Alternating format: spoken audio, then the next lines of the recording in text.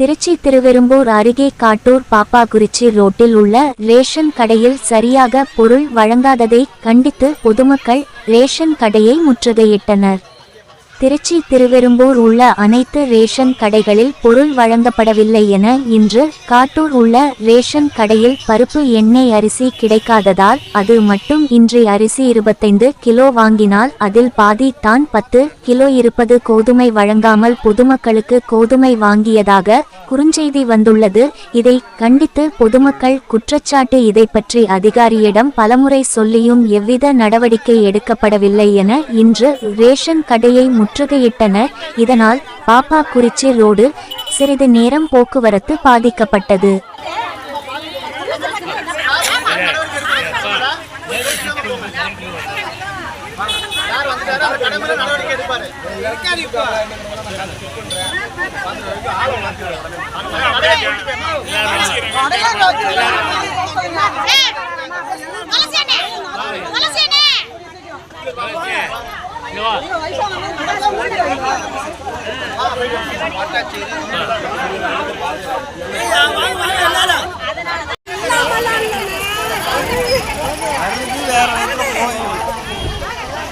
$10 kilo 20 kilo அரிசி வாங்குறதுக்கு 100 ரூபாய் ஆட்டா கொடுத்தீங்க.